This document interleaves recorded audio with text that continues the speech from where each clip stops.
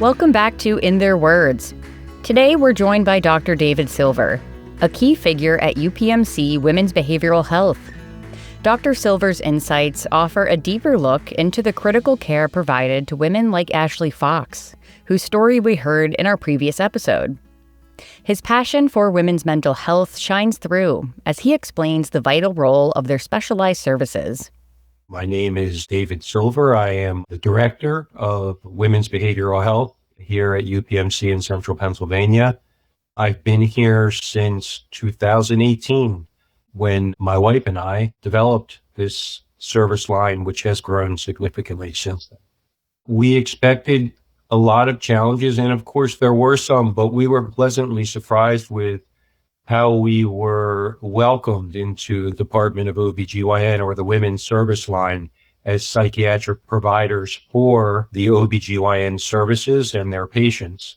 And that is really how we introduced ourselves to the system. We approached the system with this idea before we were hired. And the system was very welcoming to this need in the community, took us in, and we really started this from scratch. In fact, we started it without even an office space. And I would go from OBGYN office to OBGYN office into our cancer center practices to see their patients in their offices until we had our office space built out, which was about 6 to 9 months. Our practice was kind of on the road. It was really an interesting way to start. And in fact, I would do it again that way, because once we got into our office, we were so well known because we were actually in their offices looking at the providers that were referring to us, working with their patients in their office. They actually felt our presence. And when we started our practice in our new office space, the referrals were just flooding in. And so it was a really interesting way to start that I would never have chosen, but in retrospect was very effective. When we got here, I think the OBGYNs had already recognized the need because of specific patient cases that had happened within a year or two prior to our even introducing ourselves to this system. So we benefited, unfortunately, from some bad outcomes in the community in getting us here. And the outcomes, unfortunately, in the state as a whole, continue to be alarming. I sit on the maternal mortality committee for the state, and I have since its inception in 2019. And it is alarming at how many bad outcomes there are from pregnancies related to mental health issues. And so this is not a problem that was exclusive to our system, but fortunately for our practice, the system was aware of the problem, I think, before most institutions, and welcomed the help. So we really came into Women's Service Line that was ready to have us. We treat women's behavioral health, or reproductive psychiatry is a more appropriate term for this, is psychiatry for women who are in specific vulnerable times in their life for psychiatric symptoms. And those time points are related to what we call the reproductive life cycle, which just means times in a woman's life when we would expect normally that there are going to be large or rapid changes in reproductive hormones. And there are, generally speaking, 3 time points. One time point is the premenstrual phase of a menstrual cycle. So the week or so before menstrual cycles can be really highly symptomatic with mood and anxiety symptoms to the point where women have dysfunction. You can think of it as PMS on steroids, basically. As Dr. Silver delves into the scope of their practice, we gain a clear understanding of the diverse needs they address. From pregnant and postpartum women to those battling cancer, UPMC Women's Behavioral Health stands as a beacon of hope for many. And that is a group of women that we take care of. That's a small group. The largest group is those people who are pregnant and postpartum. So we'll take care of any woman who is pregnant or lactating, breastfeeding, who is being treated for psychiatric illness, because many psychiatrists are not comfortable treating women in this time period. And it is a really important time period to be well treated because it's a vulnerable time period for worsening symptoms. We will also treat any woman who develops symptoms in that time period. So everybody is starting to be aware of postpartum, or what we call peripartum depression, which is depression resulting from the physiologic changes of pregnancy and postpartum. So that is a big part of what we do. So both those with pre-existing disease or disease that develops in pregnancy and postpartum make up the bulk of our patients. And then the third group of patients that we see, and again, it's a much smaller group, are those women who are not yet in menopause, but are starting to approach it, the perimenopause, which could be 2 to 7 years of time when they are starting to get irregular periods and hot flashes and symptoms that I think people understand pretty well for perimenopause. But what is not understood is that that time period also is a vulnerable time for about 15 to 20% of women to develop mood, anxiety symptoms, and also some cognitive symptoms that we can help them with. So those are the 3 time periods where we see and treat patients. And that's really what we do from the standpoint of reproductive mental health or reproductive psychiatry. Now, a slight difference in our women's behavioral health practice compared to other women's behavioral health practices in the country. And I say in the country because there really aren't many women's behavioral health practices. But in this region, we serve a large part of the population. But in addition to the reproductive psychiatry that we do, I also will see patients, women with cancer diagnoses who are having distress.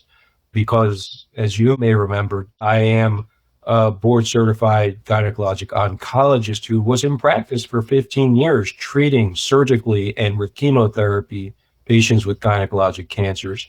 And that population is still a population I feel very connected to and am happy to continue to help out with, but from the mental health standpoint at this point in my career. We see everybody, to answer simply, but what I think should be recognized, if it's not by people listening, is that those people who are in low economic situations or in underserved populations, those are the populations that need this service most. We accept all insurances, all from medical assistance to private coverage, and even some self-paying patients. So our door is open to those people who are in need of this service. But clearly, the underserved populations or underrepresented populations are those populations that are struggling the most with these problems. Honestly, we rely, and I do think the UPMC system does a good job with outreach and awareness, making communities aware of what's available. I can't say that our practice in particular has had awareness or outreach efforts without the guidance of the system as a whole. But from how do we get our patients, I think that is wrapped into your question. And I would say that our patients are largely referred into us by other doctors. And that's why joining the women's service line was an important thing to me when we were looking around to see where we wanted to end up. And so being part of the women's service line makes us perceptually more available to these referring doctors. Our patients are largely referred into us by OBGYNs, also by the primary care physicians in the region. But our cancer folks are almost exclusively referred in by the oncology services in the area. That extends beyond our system, but the oncologists in the region are aware that we're here for women with cancer, and we get referred all sorts of women of all levels of the community to see us. And I will also say our community extends pretty far out. I mean, we see patients all the way out to Pittsburgh and all the way out to Philadelphia and all the way down to the state lines of Maryland and up to the state line of New York. We really have a large catchment area for our patients. The conversation shifts to the challenges of awareness and outreach. Dr. Silver's words echo the importance of visibility in ensuring that those in need can find the help they deserve. So I can say I remember the case well, and I can say that we are fortunate that in this niche of psychiatry, when we treat patients, we usually see really good outcomes. And that's not meant to be a self-fulfilling comment. It's just the way this is. If patients are treated appropriately, they will have good outcomes. And I say that as a hopeful message to anybody who's listening. There is a good reason to get treatment. It works, right? And so if you get it, there's a high chance that you're going to get a good outcome. So despite the fact that it happens so frequently, every time we see it, it is heartening for us. It reaffirms to us why we're doing what we're doing and how important it is to people. So I can't overestimate how it does feel, because I don't think it's possible to overestimate it. And all I can say is that we're really fortunate to have patients that recognize the importance in their own mental health care and allow us to help them get to this place where they can move on beyond pregnancy and continue to lead a more productive life and a more satisfying life than they would have. And as important, maybe more important, because I have a doctor's view on this, a healthy life, because people are starting to recognize the fact, not the opinion, but the fact that these are medical illnesses. And when you have symptoms, you are unhealthy. And so not having symptoms makes these people healthier, let alone more productive and more comfortable and happier, all of which are as important. They are healthier. They will live longer. They are less likely to develop physical ailments down the road. It is why we're here. And so when we hear these things, it's as much accomplishment as I could possibly feel about something. That is the pinnacle of what we want to accomplish. So these are the things that keep us going, because days are long and these problems are heavy. And so having results that support the work that we do collectively, I will say. And when I say collectively, I do mean not only amongst the therapists and prescribing providers, but also the patients included in this work. When these things are accomplished collectively, there is nothing better that we can get out of what we're doing. This is why we're here. As we explore the impact of financial support, Dr. Silver highlights the ongoing need for resources in mental health care. The UPMC Pinnacle Foundation's support of the Women's Behavioral Health Fund emerges as a crucial element in their mission to help those who might otherwise go without care.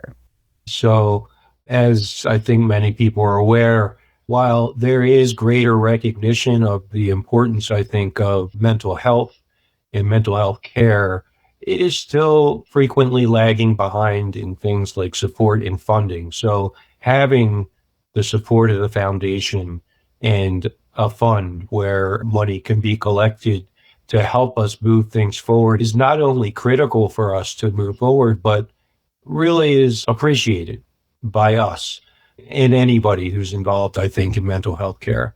So yeah, I think unfortunately it is not done enough. And fortunately for us, we are at a place where it is being done, and it's very much appreciated. Where we are right now is, I believe we are the place to come to in central Pennsylvania for this sort of service. And we are looking to move to the next level, which would include not only the services provided now, which are fairly exhaustive, but some added services like TMS, which is not a medication, but a non-medication intervention for depression and anxiety, like having a partial program or intensive outpatient program connected to our practice so that we can see outpatients like we typically do, and at the same time be available for those outpatients that need a higher level of care, patients that might benefit from stopping by for care every day of the week, Monday through Friday. This is not something that as a typical outpatient psychiatry practice we can provide right now. And there is no maternal IOP available in central Pennsylvania. The closest ones are hours away, not one, but 3, 4, 5 hours away to get to so it's not something that's possible for a pregnant woman to go to on a daily basis. So we would envision our practice growing in a way that we would be able to provide that additional level of care as part of our practice and connected to our practice. People who are pregnant or postpartum with little babies not only have the stigma of mental health that every other individual has, but they also have the stigma of thinking that people think they are not good parents because of their mental health issues. These patients should not, in my opinion, be mixed in with the general psychiatry services because they won't show up to those services. However, if we have those services like TMS, like an intensive outpatient service where it's exclusively for moms, pregnant or postpartum, they will show up, and we will do extra things like have maybe a daycare service attached to that so that they don't have to worry if they don't have people who can take care of their kids. They just come, we'll watch their kids while they are getting their care. Things like that will go, the extra yard to take care of patients. That's where I envision us moving clinically. And in addition, we will move forward in training OBGYNs to have a better understanding of how to treat patients with these problems, because they're the first line. They're the people that identify these people. We want to train OBGYNs to be comfortable with these treatments, or at least to initiate the right treatments and then maybe refer out. But if we can get enough OBGYNs trained to put a trained OBGYN into every one of our system's outpatient OBGYN offices, that will go a long way to taking care of our community, because there won't be this boundary of identifying somebody who needs care in the OBGYN office and then waiting till they get to the psychiatrist's office, our office. Some of those patients never show up. If they do show up, they may not show up right away. So there's a lag time. So that would be another part of where we want growth. And then the third part of growth would be with continued research in these patient populations and disease states, which we are starting to do at a low level and hope to grow into. So we really want to have a whole institute of reproductive psychiatry here in central Pennsylvania. Dr. Silver's vision for the future of women's mental health care is both inspiring and ambitious. His words paint a picture of a comprehensive institute dedicated to reproductive psychiatry in central Pennsylvania. I appreciate that we have time on your podcast, and I appreciate the continued interest that Foundation gives us. I can only say this, and this is certainly a biased statement. I think that the Foundation's interest in this set of problems for our community is not only welcomed, but can never be enough, honestly. These problems are huge problems that are only just being recognized. And they are problems that are treatable. So there is if you look at the cost benefit on this, it's really in so much in the favor of doing it, right? Because if you do it, they get better. It's not the kind of disease state that if you do it, they're not going to get better most of the time. They are going to get better. And so if the more we can get patients treated, the more good outcome we're going to see. And I think there must be a way to say it clearer than I just did, but I hope the message is clear. We welcome all support. We feel very fortunate to have you all behind us. So I just want to say thanks. As our conversation with Dr. Silver draws to a close, his gratitude for support and his unwavering commitment to his patients shine through. His final thoughts serve as a powerful reminder of the transformative impact of accessible mental health care for women. Please don't forget to rate, review, and share this podcast. Thanks for listening to stories from UPMC in Central PA and the UPMC Pinnacle Foundation. Until next time, take care.